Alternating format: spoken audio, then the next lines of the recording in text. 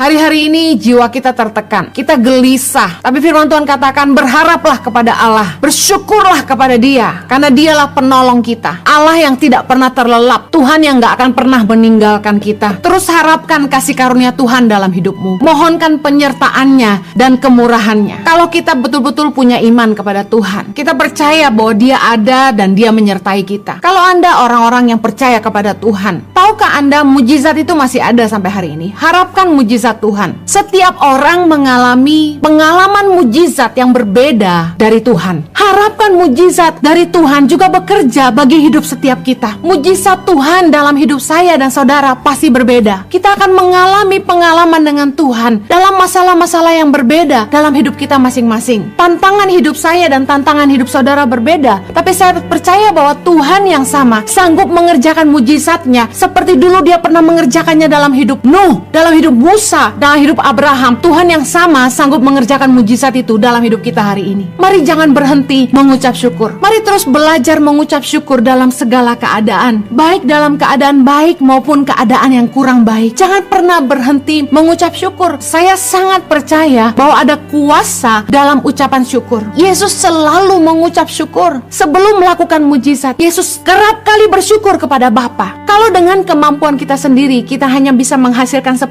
percayalah bersama dengan Tuhan di dalam mujizatnya Dia memampukan kita untuk menghasilkan 1000. Jangan menyerah, terus berharap kepada Tuhan. Percayalah bahwa mujizat itu masih bekerja hari ini. Jangan pernah berhenti berseru kepada Tuhan. Jangan pernah lelah untuk mencari Tuhan, dan terus libatkan Tuhan dalam apa saja yang kau kerjakan. Ketika saya merasa kecil dan merasa gak mampu, saya hanya selalu ingat bahwa Tuhan sanggup melakukan jauh lebih besar dari apa yang saya sanggup doakan maupun pikirkan. Saya percaya kalau Tuhan dilibatkan ketika kita butuh pertolongan, butuh hikmat, Tuhan akan memberikan belas kasihannya dan menyatakan apa yang harus kita kerjakan dalam hidup kita. Don't lose faith, jangan kehilangan iman, terus berharap sama Tuhan. Keep fighting, terus berjuang, terus berusaha. Miliki mentalitas seorang pejuang yang pantang menyerah. Beranilah untuk mengeksplor segala kemungkinan yang bisa dikerjakan. Coba lihat apa yang bisa kita mulai lagi, apa yang kita bisa buat, bisnis apa, kekreativitasan apa yang harus kita ciptakan. Jangan berhenti berkreativitas. Ayo berusaha. Kita harus terus berusaha, tapi bersama dengan Tuhan kita bisa lakukan hal-hal yang luar biasa. Yuk, jangan menyerah, terus upgrade diri kita. Hanya yang terbaik yang akan bertahan.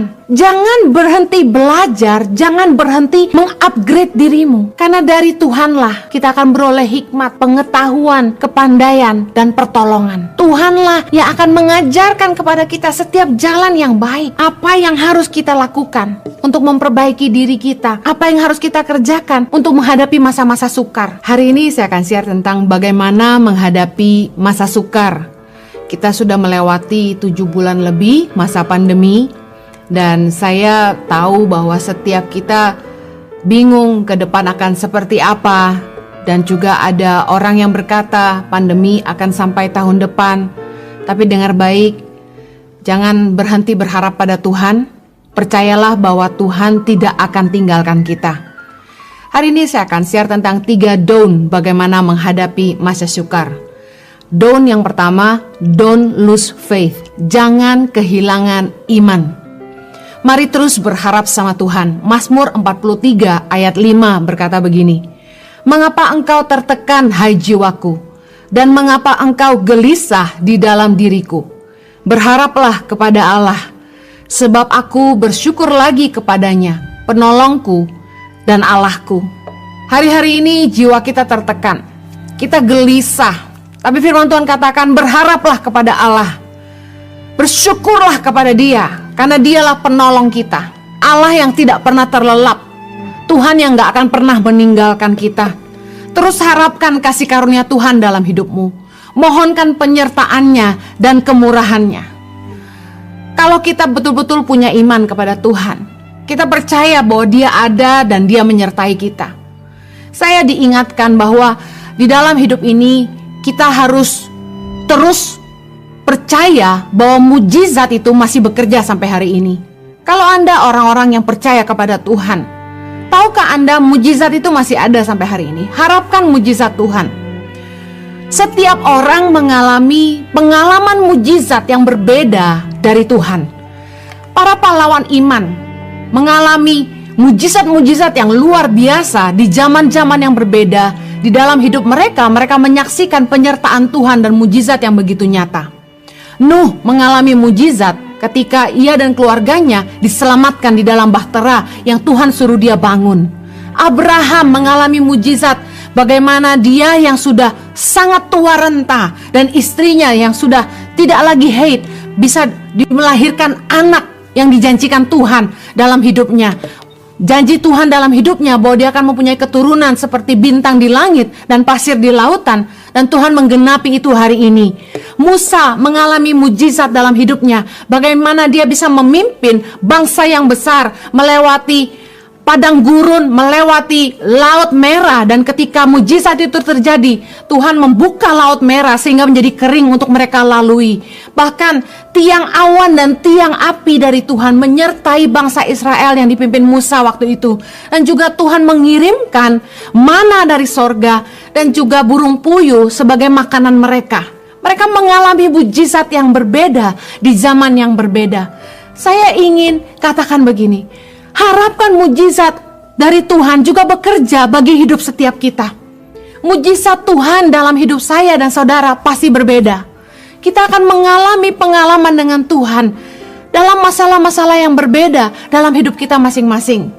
Tantangan hidup saya dan tantangan hidup saudara berbeda, tapi saya percaya bahwa Tuhan yang sama sanggup mengerjakan mujizatnya seperti dulu dia pernah mengerjakannya dalam hidup Nuh, dalam hidup Musa, dalam hidup Abraham. Tuhan yang sama sanggup mengerjakan mujizat itu dalam hidup kita hari ini.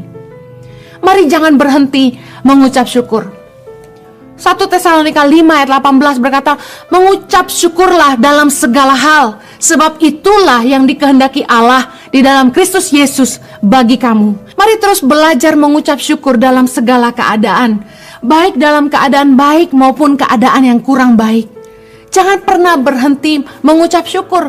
Filipi 4 ayat yang ke-6 berkata begini, janganlah hendaknya kamu khawatir tentang apapun juga, tetapi nyatakanlah dalam segala hal keinginanmu kepada Allah dalam doa dan permohonan dengan ucapan syukur. Saya sangat percaya bahwa ada kuasa dalam ucapan syukur. Mari kita lihat Yesus. Yesus selalu mengucap syukur. Sebelum melakukan mujizat, Yesus kerap kali bersyukur kepada Bapa. Ketika Yesus membangkitkan Lazarus yang mati, Yesus menengadah ke atas dan berkata, Bapa, aku mengucap syukur kepadamu karena engkau telah mendengarkan aku. Bahkan ketika Yesus memberi makan 5.000 orang hanya dari 5 roti dan 2 ikan, Yesus mengambil roti itu mengucap syukur lalu membagi-bagikannya. 5.000 laki-laki kenyang. Firman Tuhan menceritakan bagaimana di dalam pelayanan Yesus, dia selalu mengucap syukur, menengadah ke atas dan mengucap syukur, dan mujizat itu terjadi dalam pelayanannya. Keterlibatan Tuhan dalam hidup kita membuat hasil usaha kita berlipat ganda. Kalau dengan kemampuan kita sendiri kita hanya bisa menghasilkan 10, percayalah bersama dengan Tuhan di dalam mujizatnya, dia memampukan kita untuk menghasilkan 1000. Jangan menyerah, terus berharap kepada Tuhan. Percayalah bahwa mujizat itu masih bekerja hari ini. Bu Heni, sampai kapan? Kapan Tuhan mendengar? Jangan pernah berhenti berseru kepada Tuhan. Jangan pernah lelah untuk mencari Tuhan, dan terus libatkan Tuhan dalam apa saja yang kau kerjakan.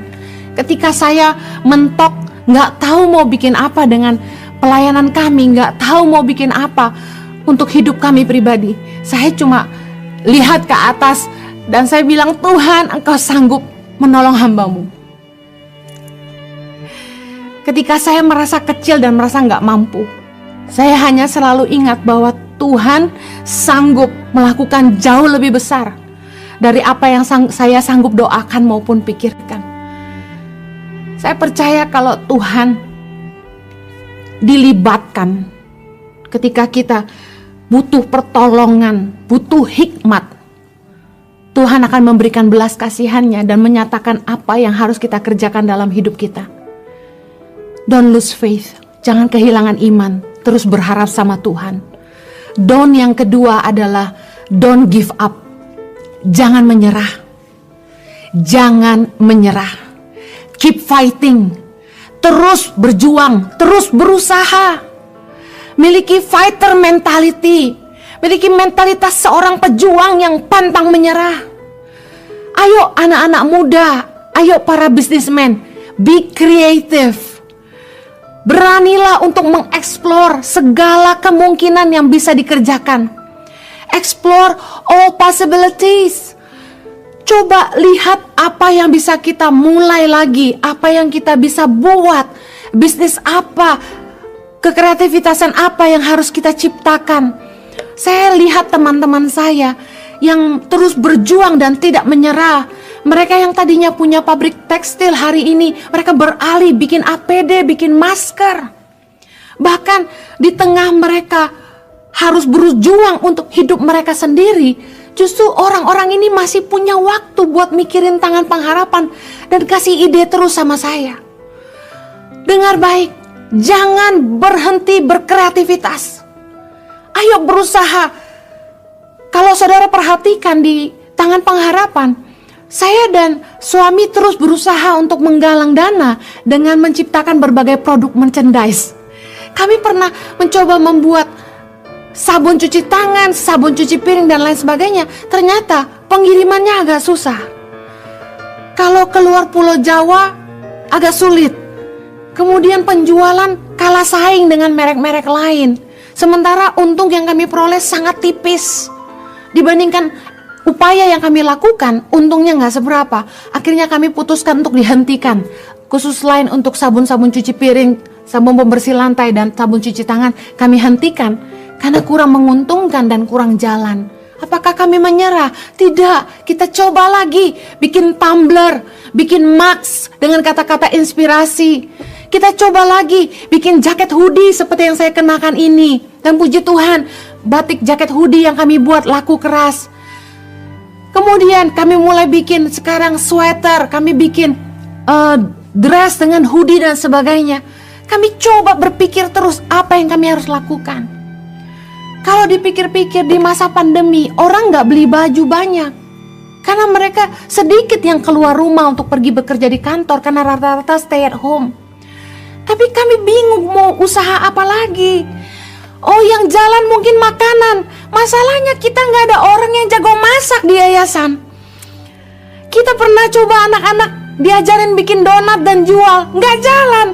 Hasil donatnya nggak konsisten. Baru-baru ini ada teman yang ngajarin anak-anak bikin martabak. Tapi dipikir-pikir kita mau coba jualan martabak sampai berapa loyang buat kasih makan 5.000 anak di Indonesia. Saya katakan begini, kita harus terus berusaha. Tapi bersama dengan Tuhan, kita bisa lakukan hal-hal yang luar biasa. Yuk, jangan menyerah. Terus upgrade diri kita. Upgrade yourself. Saya mau katakan begini, kalau sebuah perusahaan terpaksa memecat separuh dari karyawannya, katakan 20 orang harus dipecat 10 orang. Saya percaya 10 orang yang dipertahankan adalah 10 orang yang terbaik yang mereka punya. Only the best will survive. Hanya yang terbaik yang akan bertahan. Jangan berhenti belajar, jangan berhenti mengupgrade dirimu. Kerjalah lebih teliti, belajarlah lebih banyak, pertajam keahlianmu, sehingga engkau jadi orang yang dibutuhkan perusahaan itu. Tanpa kamu gak bisa. Yuk mulai upgrade diri dan punya target. Saya harus bisa jadi karyawan yang dibutuhkan perusahaan. Sampai istilahnya gak ada saya gak jalan, gak ada saya gak bisa. Bagi usaha-usaha yang gak jalan, para pengusaha jangan menyerah. Mari terus berusaha untuk do self-evaluation. Mungkin ada hal-hal yang perlu diperbaiki, ada sistem yang harus di-upgrade, ada pengeluaran yang bisa dipangkas supaya mengecilkan pengeluaran perusahaan. Pakai waktu luang saat-saat ini, di saat bisnis agak sepi, untuk melakukan perbaikan-perbaikan mungkin, pembaharuan-pembaharuan yang biasanya tidak sempat dikerjakan karena toko ramai, karena restoran ramai. Biasanya kalau restoran atau toko itu ramai pengunjung, ramai pembeli, biasanya udah mulai turun standar kebersihannya, mulai nggak jaga kualitas lagi. Udah banyak kecoa, udah banyak tikus, biasanya begitu. Tapi ketika saat-saat ini kita punya waktu luang, toko nggak rame, restoran nggak rame, ayo pakai waktu ini untuk upgrade. Perbaikan-perbaikan dilakukan, mulai membersihkan yang perlu dibersihkan, mulai upgrade menu, mungkin mulai pikirin konsep-konsep online, mulai konsep delivery, konsep makanan sehat. Menarik sekali ketika orang-orang yang begitu tajam mengerjakan online business dan terus upgrade diri, belajar, ikut workshop, ikut digital marketing, seminar, webinar, dan sebagainya. Mereka menjadi sangat luar biasa. Bisnis mereka keren banget. Bahkan salah satu teman cerita, penjualan mereka sampai 1.000 sales per hari di masa pandemi. Saya nggak ngerti itu gimana caranya. Tapi mari jangan menjerah. Hal-hal yang kita bisa lakukan di saat kita punya waktu, yaitu belajar, mengupgrade sistem dan sebagainya, perlu kita pikirkan di masa-masa ini. Mari kita baca sama-sama dalam Amsal 2 ayat yang ke-6 sampai 11. Karena Tuhanlah yang memberikan hikmat. Dari mulutnya datang pengetahuan dan kepandaian. Ia menyediakan pertolongan bagi orang yang jujur, menjadi perisai bagi orang yang tidak bercela lakunya, sambil menjaga jalan keadilan dan memelihara jalan orang-orangnya yang setia. Maka engkau akan mengerti tentang kebenaran, keadilan, dan kejujuran, bahkan setiap jalan yang baik. Karena hikmat akan masuk ke dalam hatimu dan pengetahuan akan menyenangkan jiwamu. Ayat 11, kebijaksanaan akan memelihara engkau, kepandaian akan menjaga engkau. Jadi di poin yang pertama saya katakan don't lose faith. Terus berharap kepada Tuhan, terus mengandalkan Tuhan. Terus terlibatlah di dalam apa yang Tuhan mau dalam hidupmu. Dengar baik, karena dari Tuhanlah kita akan beroleh hikmat, pengetahuan, kepandaian, dan pertolongan. Tuhanlah yang akan mengajarkan kepada kita setiap jalan yang baik. Apa yang harus kita lakukan untuk memperbaiki diri kita, apa yang harus kita kerjakan untuk menghadapi masa-masa sukar. Saya percaya orang yang betul-betul bersih kelakuannya, jujur, kata firman Tuhan, Tuhan menyediakan pertolongan bagi mereka. Masa-masa sulit ini akan jadi sebuah filter, masa ujian orang-orang yang teruji, jujur, selalu memberikan yang terbaik, selalu memberikan barang yang berkualitas, mereka yang akan tetap dipercaya orang banyak. Saya juga ingin mengencourage setiap kita untuk yuk suami istri jangan menyerah di dalam menghadapi masa sulit. Ada sebuah pertanyaan yang masuk kemarin kepada saya ketika kami Impact Family Gathering. Bagaimana menghadapi suami yang curhat terus, mengeluh terus tentang kerjaannya, tentang tantangan dalam usahanya. Sedangkan istri juga udah sumpek, merasa jadi tong sampah. Saya mau katakan gini, masa sulit ini merupakan masa di mana kesetiaan kita sebagai pasangan diuji. Budayakan perkataan yang positif kepada pasangan kita. Tahukah Anda bahwa perkataan yang membangun itu membangkitkan semangat? Saya encourage untuk para istri tetap mensupport suaminya dengan memberikan kata-kata yang membangun. Pasti sebagai suami yang adalah pencari nafkah, yang harus menghidupi keluarga, tanggung jawab yang begitu besar di pundak mereka tidaklah mudah. Mari mengencourage para suami untuk terus berjuang, terus semangat. Bahkan istri-istri, mari mulai bantu suamimu. Jangan hanya diam saja. Tahukah Amsal 18 ayat 14 berkata gini, orang yang bersemangat dapat menanggung penderitaannya. Tetapi siapa yang akan memulihkan semangat yang patah? Ayo jangan patahkan semangat pasanganmu. Bangkitkan. Karena kalau mereka semangat, apapun penderitaan mereka, mereka bisa tanggung, kata firman Tuhan. Waktu kami gak bisa pelayanan kemana-mana dan otomatis income kami berhenti, saya katakan gini sama Jojo. Saya bilang, Jo, aku lebih senang kamu sering di rumah bersama dengan kami. Meskipun uang kita gak seberapa dibandingkan kamu dulu sibuk pelayanan dan bisa memberi kami lebih. Saya lebih appreciate keberadaan Jojo. Karena bagi saya, seorang Jojo lebih penting daripada uang yang dia bisa kasih kepada saya. Amsal 16 ayat 24 berkata, perkataan yang menyenangkan adalah seperti sarang madu, manis bagi hati dan obat bagi tulang-tulang. Hal terakhir yang pasanganmu butuh dari engkau saat ini adalah kalimat-kalimat yang menyenangkan. Mari terus saling membangun satu sama lain. Kalau suamimu lemah, ayo istri-istri kuatkan. Sebagai suami istri menghadapi masa sulit ini, kita harus sehati. Mazmur 133 berkata, ada berkat dalam kesatuan. Ketika kita hidup rukun bersama-sama, ada berkat Tuhan turun dalam rumah tangga kita. Jangan menyerah, terus berjuang, don't give up. Mari terus sehati, berpikir keras sama-sama, apa yang harus dikerjakan. Saya dan Jojo terus diskusi, terus tukar pikiran, terus berpikir, berdoa, apa yang kami harus kerjakan.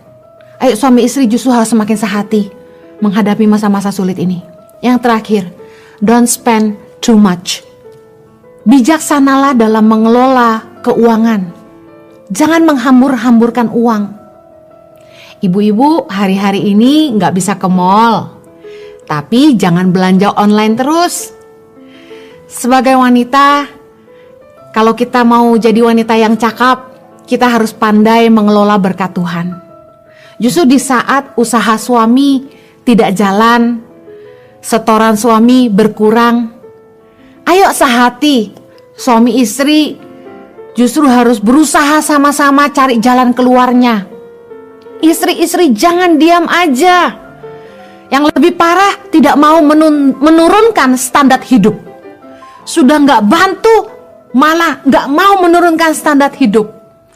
Justru di masa sulit ini kita harus mengatur ulang pengeluaran rumah tangga kita. Mari lihat apa yang kurang penting. Kita harus belajar lihat apa yang gak penting kita pangkas. Apa yang bisa dihilangkan dari pengeluaran kita. Dengan cara itu para istri bisa membantu suami. Belajar bagaimana menabung dan menginvestasikan uang dengan cara yang baik. Saya percaya masa-masa sulit ini membuktikan investasi apa yang terbaik. Dan jangan lupa, ternyata masa sulit ini mengajar kita uang tunai, cash keras itu penting. Waktu terima uang, jangan dibeliin aset semua. Hari-hari ini orang-orang yang kebanjiran aset, mau jual juga susah. Mau jual tanah gak bisa, jual rumah gak ada yang mau beli. Jangan uang tunai terus dibelikan aset. Di masa sulit, cash keras penting. Dan jangan serakah. Taruh uang investasi di tempat yang resmi. Jangan sampai uang deposito hilang, lenyap hanya karena kita diiming-imingi bunga yang tinggi. Ayo bijaksana bagaimana mengatur keuangan, bagaimana mengatur investasi supaya kita punya tabungan. Kita harus siap menghadapi kemungkinan yang terburuk ke depan. Ada istilah sedia payung sebelum hujan. Apapun yang ada di depan kita, ada baiknya kita siap sedia. Istri-istri, ayo bijaksana. Saya salut sama wanita-wanita yang terbilang bukan orang susah, tapi hari ini melihat para suami usahanya nggak jalan, malah giat untuk mencari cara supaya bisa membantu suami dalam penghasilan. Keren banget bagaimana istri-istri yang tadinya nggak pernah dagang, nggak pernah masak, hari ini bisa jualan online demi membantu suaminya. Saya angkat jempol buat ibu-ibu yang luar biasa. Wanita memang harus bangkit di masa sulit. Ayo, atur ulang keuangan rumah tangga, pangkas pengeluaran-pengeluaran yang nggak perlu, sehingga kita bisa save uang kita untuk menghadapi masa sulit yang panjang di depan. Bijaksana menaruh investasi tabungan kita di tempat yang tepat. Ternyata saya juga baru ngerti bahwa investasi di logam mulia luar biasa. Harganya meningkat jauh dari 400-an ribu jadi 1 juta per gram. Ke depan kalau ada uang lebih, jangan beli perhiasan tapi belilah logam mulia batangan. Kalau Anda mau belajar investasi, mari cari orang di bank yang bisa menjelaskan dengan yang lebih baik kepada Anda. Para financial planner di sekitar Anda mungkin bisa menjelaskan dengan lebih baik. Tapi dengar baik, saya percaya kebijaksanaan yang akan memelihara kita, kata firman Tuhan. Jangan sampai kita nggak bijaksana menghadapi masa sulit.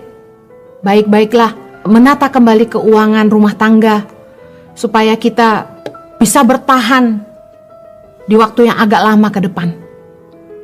Berusaha semaksimal mungkin, jangan menyerah. Saya tutup kembali bagaimana menghadapi masa sukar. Yang pertama, don't lose hope. Terus berharap pada Tuhan, harapkan mujizat dan terus mengucap syukur. Yang kedua, don't give up, jangan menyerah, terus berusaha dan berserah kepada Tuhan. Mari berusaha apapun yang kita bisa kerjakan, cari kemungkinan apa yang bisa kita upayakan, jangan menyerah. Yang ketiga, don't spend too much, jangan menghambur-hamburkan uang, turunkan standar hidup kita dan bijaksanalah mengelola